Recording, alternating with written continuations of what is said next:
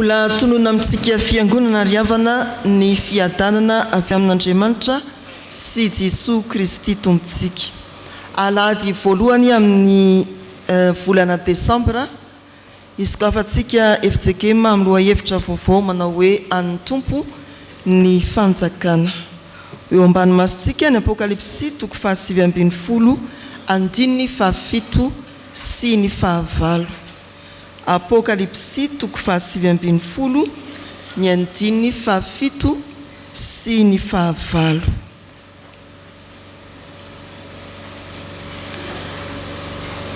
Ny bokin'ny Apokalipsy dia famborahan'Andriamanitra ny tsy ambaratelony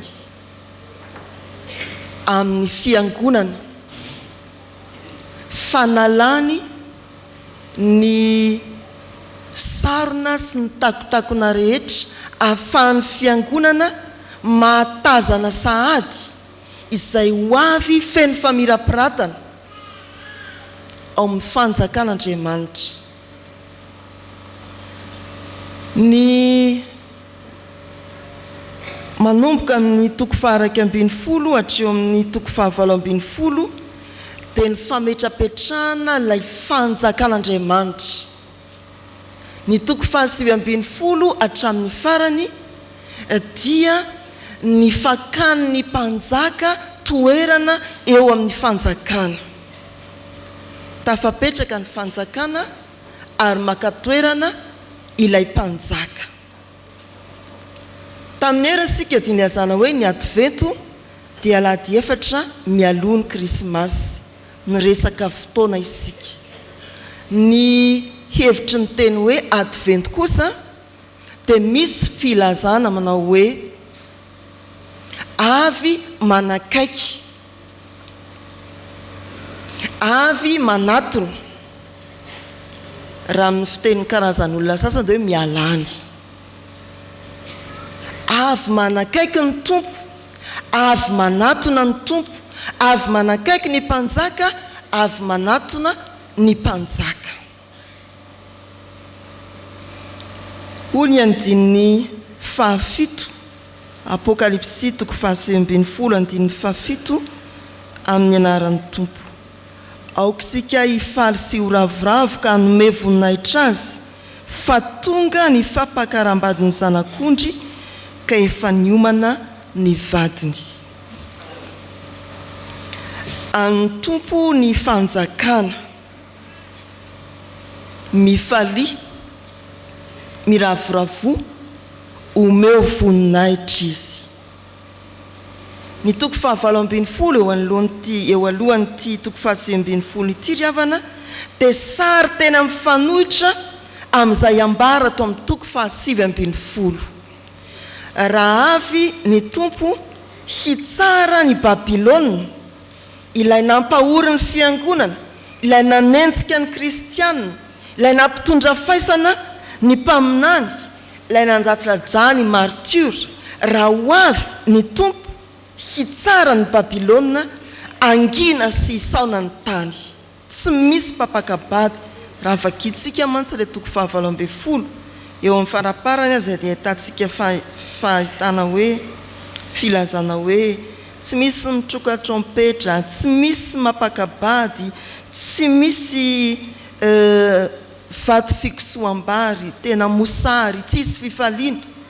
Rehefa avy handrava ny Babilôna ilay mpanjaka, ny mpanjaka tompony tompo, mangina ny tany, misaona izao tontolo izao. Fa ny toko 9:20 kosa milaza manao hoe ny lanitra dia manao ny aleloia. Aleloia efatra ny voalaza ao amin'ny toko 9:20. Aleloia voalohany satria ny famonjena sy ny voninahitra dia an'Andriamanitra. Aleloia satria mpamonjy Andriamanitra afaka tamin'ny ady ny fiangonana resy Babilôniana. Aleloia satria mpitsara marin'Andriamanitra. Zay ny aleloia faharoa ato amin'ny toko 9:20 ihany. Aleloia satria mpanjaka Andriamanitra. Aleloia satria tena nandevina tompony hery Andriamanitra. Aleloia fahaefatra, mpanjaka Andriamanitra. aleloia aoka hifaly sy ravoravo anome voninahitra an'Andriamanitra isika fa azy ny fanjakana. Ny fahatsinjovana fahatongavany mpanjaka anankiray ry havana dia tena mampikiropaka olona maro. Ataovy hoe ho aveto filoham-pirenena anankiray na inona fietretanao momba azy dia oliana ihany ianao ho aveon'izy. Mety hivatsy voatabia ianao na vato ianao fa mety mivonina hitehaka ianao anao osana ianao fa na inona fietretanao momba an'izay mpitondra fanjakana anankiray ho avy izay dia lina ianao miomana ianao. Eto ny fiomanana hitsena ny mpanjaka ny tompo Andriamantsika dia nitsitoa ny mpanjaka aoka hifaly sy ho ravoravo isika anome voninahitra azy. Ny fiomanana voalohany teto dia isika tao amina hifaly ho ravoravo anome voninahitra an'Andriamanitra. Ity farany ry havana no eritreretintsika faratra hanome voninahitra an'Andriamanitra isika fa avy manatona avy manakaiky ny mpanjaka. Aiza ny toerana metrahana ho azy voaomana ve izay ilay arifenitra. Aiza ny toerana sa rehefa tonga eo izy rehefa tsy hita ny WPetra alao izy akatra ny ambonindriany alao izy hoeny amipilipitra mihitsy fa mila omanina zany ao anatin'ny arifenitra. Fiomanana fanomezam-boninahitra an'Andriamanitra tsy toa ilay mpanjaka aiza ny toerana metrahana ho azy. Tantara manodidina ny Noely tsy voaomana teto amin'izao tontolo izao ny toerana nametrahana an' Jesosy. Nandeha tatsy izy tsisy toerana tsony, nandeha ary izy tsisy toerana tsony, farany taiza tany ampahitromby izy. Isika efa nampahafantarina ny filazantsara, isika efa nitoriana ny vaovao mahafaly mpamonjy miteraka ao anareo anio. Avy manatona Andriamanitra mpanjaka aiza ny toerana ametrahana ho azy. Omeo voninahitra izy, omany ny toerana ametrahana ao Andriamanitra tsy toa ilay mpanjaka miseho amin'ny voninahiny ao amin'i Jesosy Kristy. Fa tsy hoe omenao toerana ihany izy. Raha manome voninahitra azy ianao fa omany koa ny teny fiarabana, ny teny fiderana, ny teny fankalazana ho azy. Ho tonga ilay tompony fahefana ilay tsy toa ilay mpanjaka. Ahoana ny teny entinao midera sy mankalaza manome voninahitra azy.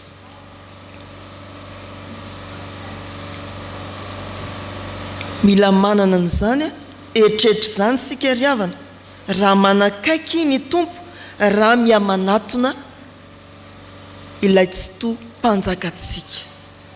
Inona ny feo entinao manome voninahitra an'Andriamanitra, inona no lazainao an'Andriamanitra entinao mankalaza azy. Vonina ve ny vavanao tena hidera anaiky ny fiandriana an'Andriamanitra, anaiky ny mahabe voninahitra an'Andriamanitra tsy toa ilay mpanjaka. Amin'ny tompo ny fanjakana mifaly, miravoravo ary omeo voninahitra izy. Zao vanim-potoana izao ry havana dia fotoanany manjombondava, fotoanany alahelo, fotoana ilazan'ny olona ny tsy misy masoandro miratra ary indraindray dia taratra fotoanany famingavingana, mpitondra fanjakana. Noho ny antony tsy fahafahampon'ny olona amin'ny fandraisana andraikitra ny fanjakana. Fa izao fotoan'izao koa antsika kristianina, araky ny ampahirezany ty andin-tsoratra masina antsika ity, tsy fitaovan'ny fitanisana hoe tsy misy masoandro miratra na manjombon-davare na famingavingana, fa ho antsika olo ny fanjakany lanitra manaiky fa ny tompo ny fanjakana dia fotoana ny fifaliana, firavoravona, fotoana ny fanajana n'ilay mpanjaka tsy toa dia Andriamanitra. Aizy izy no omenao toerana, inona ny teny fanomezam-boninahitra vomanao atolotra azy, fa avy manatona anao izy, avy manatona ny fiangonana izy, avy manatona an'izao tontolo izao izy. Ny faharoa ry havana eo amin'ny 9:9. An'ny tompo ny fanjakana ataovy ny asan'Andriamanitra. An'ny tompo ny fanjakana ataovy ny asan'Andriamanitra. Zao ny voasoratra eo amin'ny 9:9. Ary nasaina ny tafirongony fotsy madinika sady madio ny mangatsakatsaka izy, fa izany rongony fotsy madinika izany dia ny asa marina ataon'ny olona masina. Asa marina ataon'ny olona masina lay rongony fotsy madinika. Miomana fa avy manatona lay Andriamanitra tsy toa, mpanjaka, tompo ny fanjakana.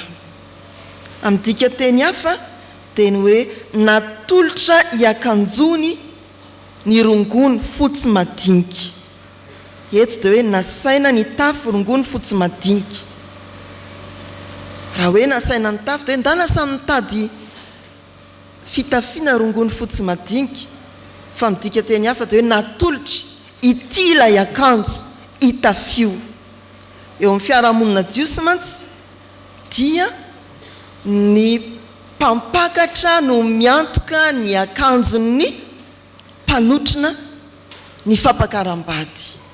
Tsy hoe ny akanjon'ny ampakarina ihany, fa raha sainareo azy zany amin'ny mariage, raha fiarahamonina jiosy dia anjaranareo miantoka. Sao ohatra ny efa mitady ho ratsy ny tantara zay asaina miantoka sakafo araka amin'ny fomba malagasy tsodrano araka izay ny dikany kosa mokazava tsodrano araka ny fomba malagasy.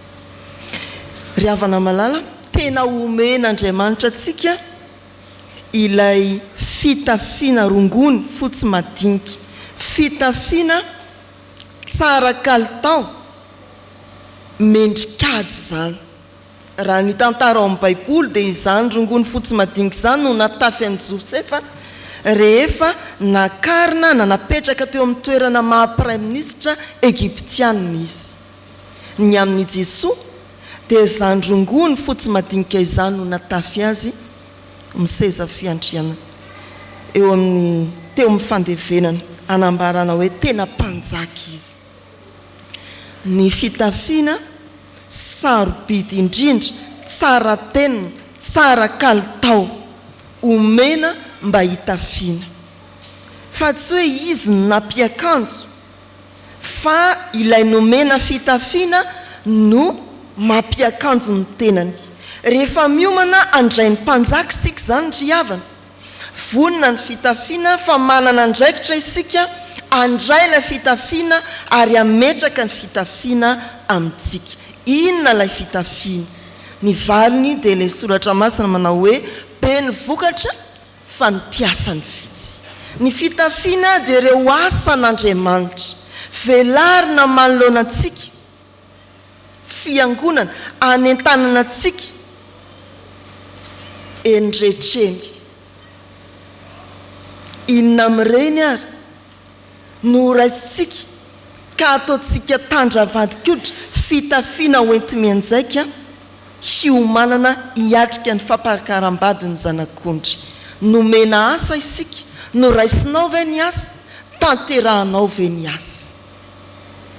Krismasy ny andro mety mahadodina ny olona ny andeha hamonjy magazay be oririka na ny Antaninarenina, any amin'ny botika samihafa mandany vola mankarenany amin'izany fa vola mankarena tahaka ninona kosa ny omananao amin'izao advento izao avy manatona ny tompo ndrao tsara fitafiana ivelany sy lavidy tsara kalitao ianao kanefa mibiridana eo anatrehan'Andriamanitra tsy misy asa ataonao na tendry tanana iray azy rehefa maharesy lahatra anao ny asa anankiray so mbola misy maharesy lahatra anao hafa koa fa fararanon'asy ny volana Desambra dia tsisy ray amin'ireo ve haharesy lahatra anao io ny fitafiana raiso ny fitafiana apetrao ny fitafiana asa maro nataon'ny olona masina ilay fitafiana fiomanana hiatrika ny fampakaram-badiny zanak'ondry efa vita ny anjaran'i Jesosy mpanjaka ny anjarako sy ny anjaranao mandray ny fitafiana mandray ny asa manatanteraka ny asa eo ampiandrasana ny fiavian'ny tompo mahereza ry havana jinio tsara omeo voninahitra ny tompo ny fanjakana aizy izy no apetraka ao raha avy inona ny teny fanajana ho tonononao aminy miomana avy manatona ny tompo antolotra anao ny rongony fotsy madinika ravindamby zany fa sao dia tsy azonareo tsara ny resaka rongony fotsy madinika ilazana ny asan'Andriamanitra asa ataony ny olona marina raiso ny andraikitra manandrify anao ataovy ny asa ho voniny ianao hitsena ilay tompo ny fanjakana ho an'Andriamanitra ny voninahitra amen